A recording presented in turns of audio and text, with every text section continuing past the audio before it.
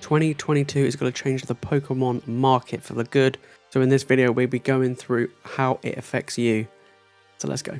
Hey, what's up guys? Hope we're all doing great. Now this is going to be a different style of video. We're just going to sit here and we're going to talk about what's going to be happening in 2022 regarding the Pokemon market, investing, collecting and sealed product. And what should we do right now and what should we do in the future? Well, let's look back at what's just happened in 2021 first. And basically, beginning of the year, it was absolutely crazy with card prices and sealed product really being difficult to get hold of. People picking them up off the shelves at places like Walmart and Target, really easy places to grab, and then flipping them online for a ton of money. And it was just a terrible time. And supply was very difficult, and things were not really getting printed enough, and it's been really difficult. As the months have gone on throughout the year, restrictions are being lifted from the pandemic. Things have turned better for us, really, to be able to pick up Pokemon product on the shelves, be able to pick up singles, sealed product, collect, invest, build our master sets, or just crack packs. It has actually improved tremendously, and it is healthy for the game. It is quite interesting. The single cards have dropped tremendously.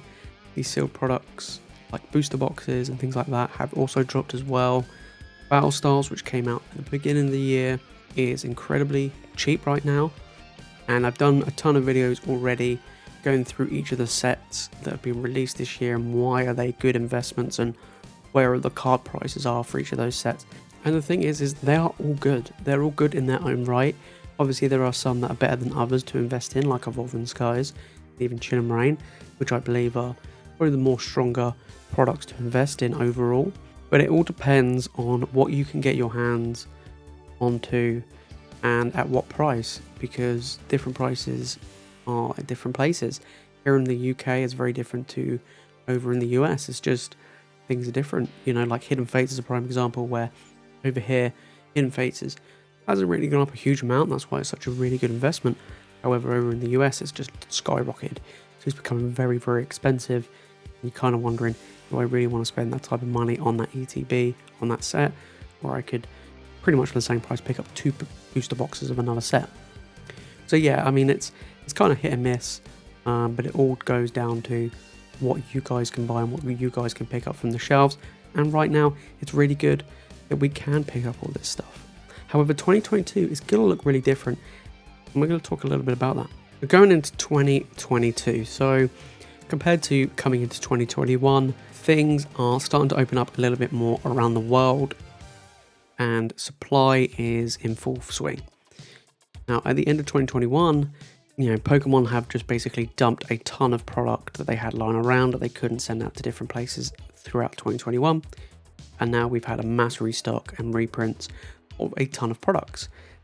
Now, moving into 2022, how are things going to be moving forward? Well, Pokemon have learned from what's happened this year and a bit of last year. So what they're doing is they're implementing something where other TCGs, like Magic the Gathering, for instance, which I collect, is we have that print to demand, okay, which is basically instead of waves, so Pokemon have been releasing like 1, 2, 3, maybe even 4 waves of a certain product. So distributors and shops get a certain amount of allocation of products. Well, print to demand basically means if someone turns around and is like, I want 1,000 booster boxes of Brilliant Stars when it comes out in February, they go, okay, cool, and they'll just make 1,000 boxes and they'll ship them out. Whereas at the moment, they just get allocated and dumped a certain amount, and then once they're gone, and things like that. So does it mean that these products are going to be ridiculously overprinted? Does it mean that they're not worth investing in? And no, these products will still be really good to invest in and collect. It doesn't stop people collecting products in other TCGs as well. It just means that they will be more available for people at retail price. And that's what we really need right now. We just need the stock in our hands. We just need the products in our hands, the booster boxes and the packs. Now, if you're someone that wants to go and collect master sets and just get the products to actually play the TCG, you can do that as well. Now, looking at Brilliant Stars, which is going to be the new set coming out, it's going to be a great set. I think looking at what's coming and what's been shown already, this set is going to be a really great set like Evolving Skies. Now, does that mean it's going to be bought out and it's going to be ridiculously expensive. Hopefully not. Now, we don't know until it happens, but I hope it doesn't. I hope that people have learned and we've learned, and Pokemon have learned that that's not really healthy for the game, especially when a set just comes out. I mean, come on, we just want it to be available for everybody. But normally when they do print the demand, it tends to last, again, that 18-month to a 24-month period, and then that is basically it. So during their standard life cycle of the TCG of the game, and then that would be it. So that means then it's going to take some extra time for that product to start ticking up in value, rather than being a really quick turnaround like some of the products have been earlier on this year. So it'd be really interesting to see what effect that has on the products that have been released this year.